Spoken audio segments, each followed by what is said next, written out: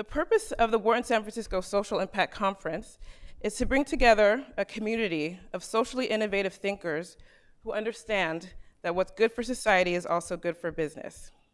Our aim is to inspire, educate, and connect the members of the Wharton and San Francisco Silicon Valley social impact communities. We also hope to connect individuals and organizations in their quest to create sustainable solutions to enduring social problems. The theme of this year's conference is Scaling Social Impact.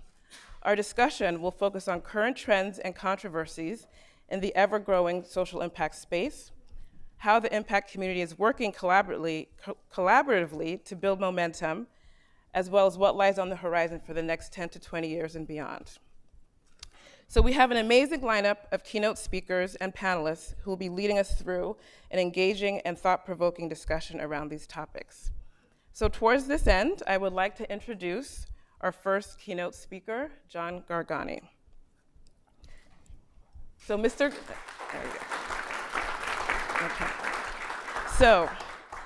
Gargani, who's a Wharton grad of 1993, is the 2016 president of the American Evaluation Association, the largest professional association for program evaluators in the world. John and his staff at Gargani and Company Incorporated work with organizations of every type to design innovative solutions to social and environmental problems and to evaluate their effectiveness and efficiency in rigorous ways. In addition to his Wharton MBA, John holds a PhD in education from the University of California at Berkeley, where he studied measurement and evaluation. He also holds an MS in statistics from New York University's Stern School of Business. So please welcome John to the stage. Thank you very much. Thank you, Shika. Well, I am very pleased to be here. Here we go. Okay, good. I've had the pleasure of attending this conference now, I think, really for every year that it's been going on. And I'm quite pleased to be able to participate this year as a speaker. And so I am the 2016 president of the American Evaluation Association, which are a string of words that probably confuse you as to what in the world that means and why I would have to put a date in front of it and what the American Evaluation Association is. So I'm going to try to clear some of that up and talk to you about specifically three things today: evaluation, impact, and scaling. Can you just flip your mic on? It is on. It is? Okay. And apparently the fonts I used have now changed to a sort of Western style without me doing anything to make that happen. So I hope that this Western theme works well with you. I really don't know why that has happened. But we're going to talk about a standard of practice. And I was told, don't talk about that, because if you show up and take a critical view of this, they're going to see you as the Grinch who stole impact, right? And my colleagues were saying, no, don't do that. This is a place to go and talk about everything that we've accomplished. And that is what I want to talk about. But I do want to suggest that we should be approaching social impact with professional skepticism, which is a term that I think should be familiar to this crowd. It's a term from accounting, a term from finance. And what that means is we accept claims up to the extent that we have evidence to support them. And we have professional standards that help us decide whether we should accept a claim or not. And right now, this is, I think, a missing piece in the social impact space, and something that if we could introduce in the right way would help us do our work with greater rigor and effectiveness. And it's not the Grinch who stole impact. It's the folks who are becoming sophisticated users of impact information. So I'm comfortable taking this more, this more critical stance with you because I feel like I'm one of you. I graduated from Wharton. I have, the campus has changed a lot since I've been there, but a lot hasn't. And I have, very fond memories of my time there. But those memories are fading because I did graduate in 1993. What a handsome devil I was. And clearly had a strange attraction for Benjamin Franklin, or at least on that day. And when I left, I had this interest in social impact, though that probably wasn't a phrase that people were using at that time. But this is something they were using. Cell phones that look like this, and I kid you not, that was the internet. If you were lucky, you had a laptop like this hooked up to an acoustic modem so you could surf the internet. And that's an example of our haircuts. Yeah, so we had a lot working against us no matter what we were doing. But if you were interested in social impact then, you had a lot working against you because you were probably the only one out there like this. And over time, from business schools, I've met many other people, and that number's been growing. And it's been growing, and now I'd say it's actually a crowded field. And when I get into conversations with people from business schools, they ask, what do you do? And I say evaluation. And that inevitably leads to the question, well, what is evaluation? In apparently a Western accent, which I can't really explain. So let me ask this question. Do you have a good sense of what evaluation is? How many of you feel like you have a pretty good handle on what evaluation is? Raise your hand. How many people have ever done an evaluation? Raise your hand. How many of you have ever had an evaluation done to you? Okay. Different experience, right? Well, I think this is a bit of a problem for us, and I'm going to try to explain a bit of my world to you. How did somebody who went to Wharton end up becoming an evaluator? What is evaluation? Is that even a real field? And it is. And so we tend to think of evaluation as a really big, broad thing.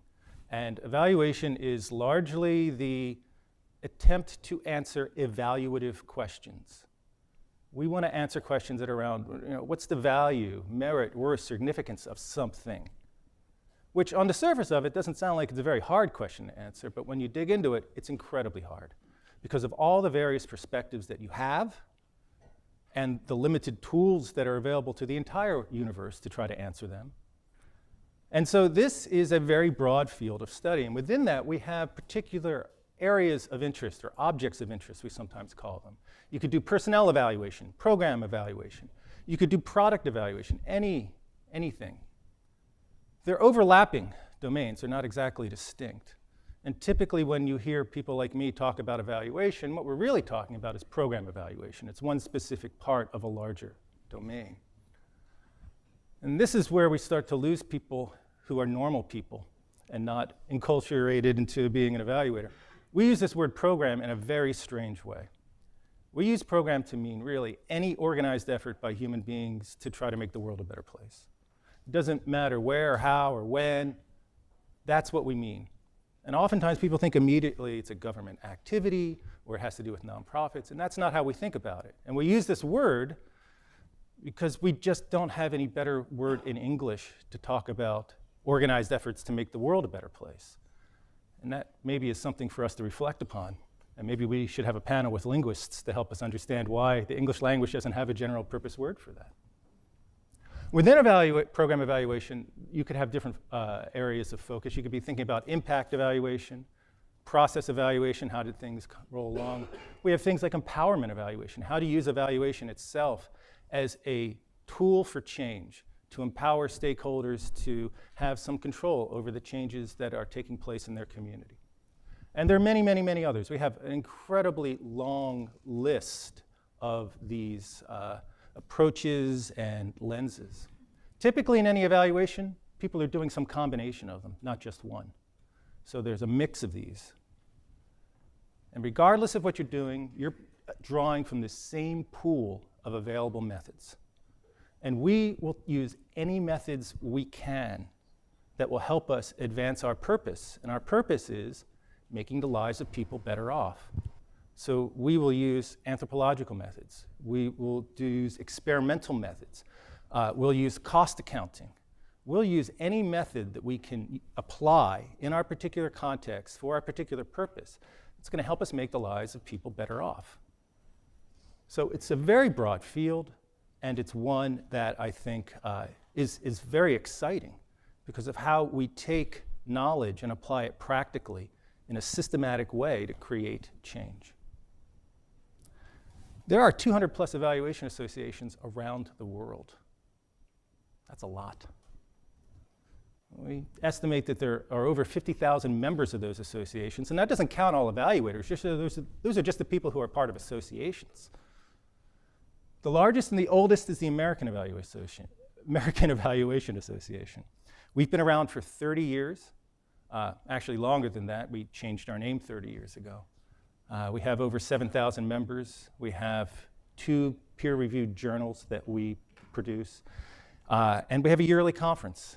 This year it'll be in October, end of October, in Atlanta, Georgia. And our theme is evaluation and design. We're going to look at issues of how you design programs, how you design evaluations, and how you design information so that people can understand the impact that organizations have had. Perhaps more to the point for this group is we're going to have a pre-conference gathering specifically on measuring social impact at the Carter Center from the 24th through the 26th, where we're going to bring together people who are working in impact investing, social entrepreneurship, corporate social responsibility, people from the fields of evaluation, accounting, finance, to ask some questions about how we can advance the state of the art of impact measurement in this space. And we want to develop really a cross-disciplinary effort to try to advance that. And the Rockefeller Foundation has come on board as our first sponsor, and so we're well on our way to having this take place. You can find out more about it at eval.org. Easy to remember. So what is a social enterprise? Why am I asking this question? Because this is probably the next most confusing thing that comes up in a conversation when you meet people and you say you do program evaluation and they begin to realize, oh, okay, you measure the impact possibly of things like social enterprises. Everybody has a different idea in their head about what a social enterprise might be. So I would think of it as an organization that's going to use some combination of its products and services, the way it manages the value chain, and its investments and financing, all to intentionally create positive impact, clearly in a Western style.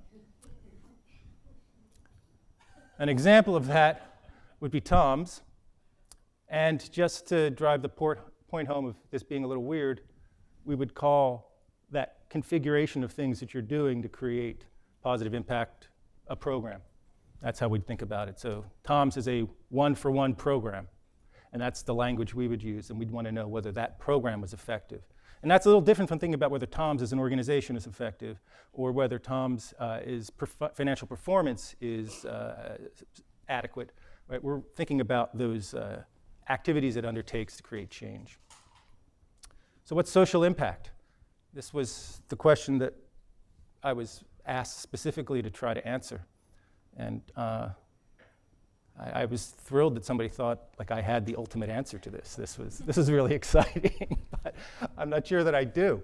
I teach a class at Claremont Graduate University in social entrepreneurship, and we have one lesson which is called the 12 Models of Impact. And every time I teach it, I can use a different configuration of 12. Right? There are so many different models around this, many different perspectives, many of them contested. And I think the first thing we need to acknowledge when we think about impact is that it is a complex thing. Trying to make it one definition and very simple may not help us really create change. I'm going to talk about 2. And you may ask, why so many models? Can't we just reduce it to 2 or 1 and just go with that? And I would say that the ability to see something complex like impact from multiple perspectives is really a hallmark of somebody who is a sophisticated user of impact information. You get leverage on the problem when you can see it different ways. And in particular, models help us understand the challenges associated with impact and find solutions to them.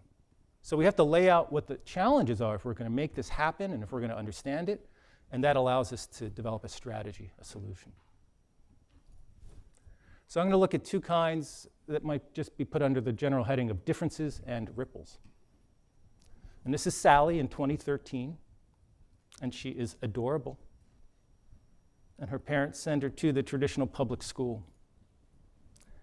And By the year 2033 rolls around, Sally's all grown up, and she has become an evaluator.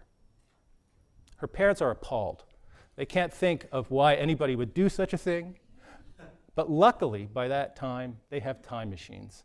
So they go back in time, and they say, we're going to send Sally to that science and technology school that just opened up, and lo and behold, she grows up to be an astronaut, and they're greatly relieved, right? And so we might ask the question, how did the science and technology school change Sally's life, right? How did it change her life? Well, we've got two possible results here, right? Astronaut or evaluator. And in one perspective on impacts, these get names, these are called outcomes. And this is a particular use of that word, which only becomes confusing because we use outcome to mean impact half of the time. But in this particular framework, that's an outcome. It's a description of the world after some set of experiences. That's all it is. An impact is going to be some kind of a comparison between these states of the world. It could be qualitative, it could be quantitative, but you'd like to be able to compare them and say, how is that different? And whatever's different is the impact. The problem with that, as you can probably already guess, is you only get to observe one of them, right? We can't send Sally to two schools at the same time and see two different things happening to her. We don't have time machines, even though I'm encouraging the American Evaluation Association to invest heavily in time travel, because I think that would solve many of our problems. So this framework is not telling you how to measure impact. It's telling you what impact is and what you want to know. And you immediately see that there are challenges here. How do we get around those challenges? And a lot of what evaluation has done for literally a century is try to develop strategies to get around this problem that are appropriate for different contexts and settings, for different purposes, that are affordable, right? How do you get a handle on this in a way that helps you do something good? And there are many, many, many, many ways. But let's think about TOMS, for example. And the TOMS, if we use that as an example here, we've got one case where this young man gets shoes, and in the other, well, what happens? We don't see that. So I want you to take just a second and think in your mind, what is this experience here?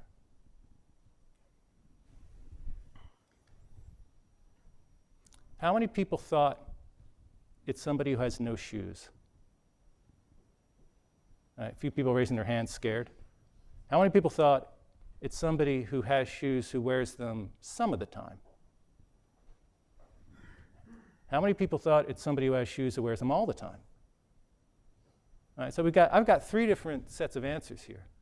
Depending on what you see that as, at a conceptual level, that's going to change what impact means here and what might be possible to create. Right? So at a conceptual level, at the planning level, when you're setting up some kind of social enterprise or investing in one, you're asking the question of what's there. And how, maybe it's flip-flops. And how does that change when you move cultures and locations? Do you have a different answer now if you think about this? Because this is a different place. And now we're dealing not with a boy, but with a girl. Do these issues impact what we would think as being in this place that we can't see?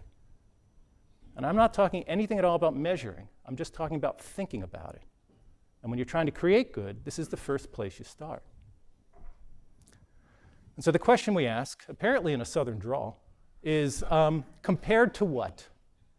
And we ask this question all the time when we're dealing with impact. And if you're a sophisticated user of impact information, you're asking this question all the time.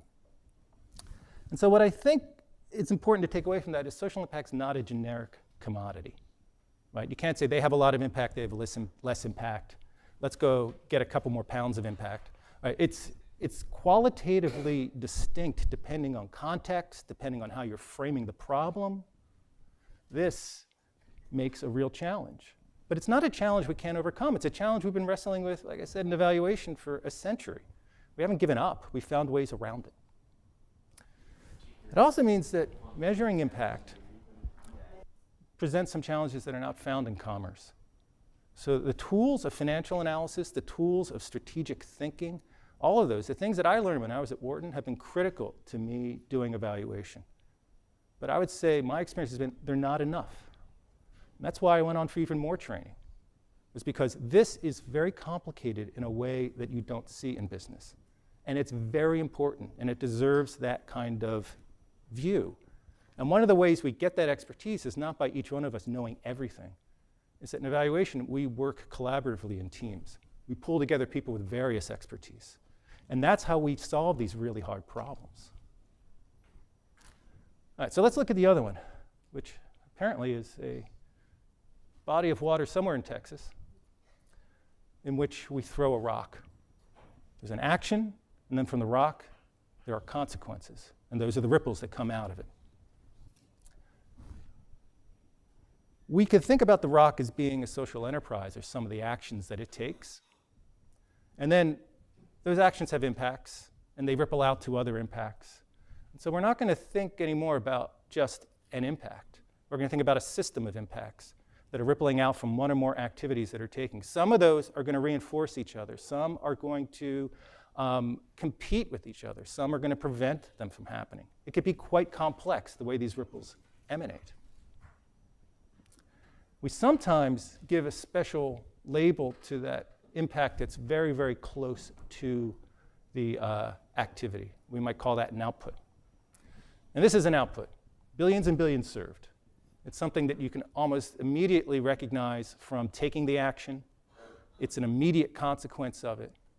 But the impacts might be something like the feeling you have when you've eaten 1 billion hamburgers, or maybe the joy you feel in having gone to McDonald's on a special day, and the nutrition it might provide. So it's a mix, always a mix of some things that may be positive and some things might be less positive. And it's complicated because they all interact with each other.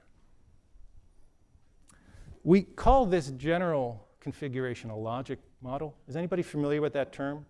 Raise your hand if you've heard that. Do you guys study that at Wharton? Just curious. Do you hear about that there? I'm shaking head back and forth. Yes, no, kind of. Okay. Well, logic models oftentimes include a lot more. The resources that go in, they could have more impacts, context, all those contextual factors that might matter. It's an old idea. Here's one from 1955 from a draft of one of the first evaluation textbooks written. Here's another one from 1955, which shows those ripples as steps. Here's another from 1943 from a bunch of social psychologists who were drafted into the Army and asked to figure out how you would train draftee soldiers to fight a war that no one expected, or maybe expected but didn't want to be in. So it's an old idea. So I want to see how that idea plays out along with this notion that impacts are differences by looking at TOMs. And so for TOMs, the actions are the one-to-one program. The outputs are shoes, if we're just going to limit ourselves to looking at the one-to-one program on shoes. And then these are the 3 impacts that they're hoping to have: health, education, and confidence. So children should be healthier because they're wearing the shoes. They should go to school more. Their education should increase. They should have greater self-confidence. If I go to the TOMS website and I want to find out about this, I get a lot of information about outputs. Right? They've given away over 50 million pairs of shoes, which is to me is an astounding number. They're clearly operating at a scale that is meaningful. It is big. If I look for impacts as I've defined them, I get a list of the impacts, but no other information. If I search the website for an evaluation, I get that we looked all over and we couldn't find that. But I know of at least 2 that have been done. The top one has been just published in January, and the other in 2014. They're from the same study, and it was a randomized trial where some communities were given shoes and others given shoes now, and the other community given shoes 6 months or a year later. So they staggered when the shoes arrived. And the conclusion of this study was that an honest appraisal would suggest that receiving the shoes did not bring about transformative changes in children's lives. Okay, so what do we say? We're done, we've got the answer, we go home, right? Finally, somebody's answered this question, we can be done with it. A sophisticated user of impact information would say, are their estimates of impact accurate? Are their conclusions credible? Is this one study sufficient for the purposes I have in mind, which may be buying a pair of shoes, or maybe it's whether or not I invest in Toms, or maybe it's whether I open up a similar one-to-one program for something else? So these kinds of questions need to be answered, and they're not obvious from the statement I just gave you. I gave you a statement. How do you judge whether you believe that statement? Another question here is, does Toms have a duty to report these results? Right? So it could be contested whether the results are sufficiently strong that they warrant some kind of presentation to the public. And maybe they warrant it, but do they have a duty to report it? And there's clearly a natural tension here. This is the result of a survey that was done asking people to identify the brands that they thought were the most socially responsible, and Tom's was number one. It was the number one brand that came to mind when people thought about social responsibility. But is the standard of practice right now that they have a duty to report or not? And I think the authors of that report described the standard of practice this way, that the standard of practice is to carefully hand-pick narratives of successful participants, even positive outliers, who have realized program benefits that significantly exceed the average impact of the program. And so I know I have some colleagues here from the world of evaluation, and they would say, that's true in nonprofits. That's been true sort of for everywhere, right? People want to put their best foot forward when they describe their actions. And so the standard of practice here is not well defined. There's no professional standard that would guide it. And we may not have the body of sophisticated users of impact information to untangle these sorts of claims and help impact investors, social entrepreneurs, people doing corporate social responsibility take the most effective action, both for their business model and for impact. So let's look at scaling up, again, in a Western style. So I've been doing a lot of work with IDRC, which is the International Development Research Center in Canada. What they do is they invest in scientific research that they believe has the potential to be deployed at scale and improve the lives of people in developing countries. Right? So they like to think of it not as research and development, but research for development. And I'd say that there's a sort of notion of scaling up right now that could be described this way. Have an idea, build it small, try it quickly, let the market evaluate it, repeat that, and grow as fast as you can. Right? That's what startups are being asked to do, and it follows this kind of lean startup methodology, which has worked particularly well in technology. But when you move from developing a developing a company to promote private interests to a social enterprise that is also trying to promote public good, there's an additional element that oftentimes doesn't get brought into the picture. And the way that's getting framed with my friends at the IDRC is it's a moral question you ask, which is how certain must you be that your idea will have a positive impact before you scale it up? So rather than thinking of scaling up as the way of finding out whether it's going to have an impact, how much do you need to know before you scale up? And what's behind that is an idea that you could think about having some level of certainty that you're going to have impact, from high to low. And we might put pharmaceuticals over there on the high end. I think most of us would like to know that some sort of a drug that we're being asked to take will work and not hurt us. And we might put fine art at the other side. We may be perfectly happy with somebody's new art exhibit, just going up and seeing what happens. The program that you're working on, your social enterprise, is probably going to sit somewhere in the middle. And the question is where? Where does it sit? If we add another dimension here, we could think about the scale that we're operating at. You can have the point at which you get to launch, then you're growing, and then you're at full scale. When you launch, you make some kind of a promise to the public. Right? This is something that is going to help somebody. We believe it's going to help somebody. We have a certain level of certainty about that. When you're at full scale, you're making another kind of promise. Not just that you think it's going to help people, but that we should do it to the exclusion of other possibilities. Right? This is effective enough that we should push other competing ideas out of the space and do this one instead. That's a very big promise. Now we might think about a kind of division of that space into three places. There's that happy Goldilocks middle where you're at acceptable impact risk. You're growing with enough information and putting other people at risk around the impact in a way that is reasonable. You could be growing too fast, and that risk might be unreasonable. Or you'd be growing too slow. You're trying to know too much, and you really should be taking a riskier approach to this. So a question you might ask for any social enterprise is, like Tom's, where would you put it? Would you put it here? Would you put it there? Would you put it here? And what professional standards would help you make that decision? How would you know where that should go? It's a complicated problem. And I think that's really, if there's anything, sort of my underlying message is that social impact, other than being something that clearly came from Texas, is complex. It presents different challenges than you might find in the world of business. But those challenges and the tools that you use to overcome them are actually critical. They're a critical part of understanding impact and achieving it. There are many perspectives. And rather than looking for a simple answer, embracing the many perspectives and using that to build a more sophisticated worldview around impact is, I think, what we should be striving for, so that we can have sophisticated users of impact information, just in the same way that we have sophisticated users of financial information.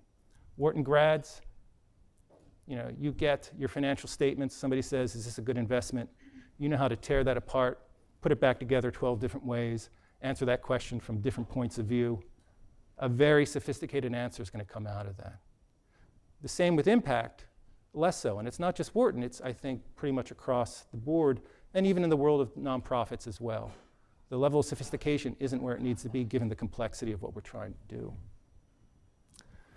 And so one suggestion is to work in teams, partner with evaluators. We're actually kind of nice sometimes, I'm not the Grinch who stole impact, am I? Maybe, I don't know. You can let me know later. But yeah, there's a whole profession out there, and not just evaluators, others, who are working on this and bringing them all together to try to get a multiple perspectives from different disciplinary angles. That's when you've got the best chance of understanding impact, developing a plan to create it, and being able to share that with the world.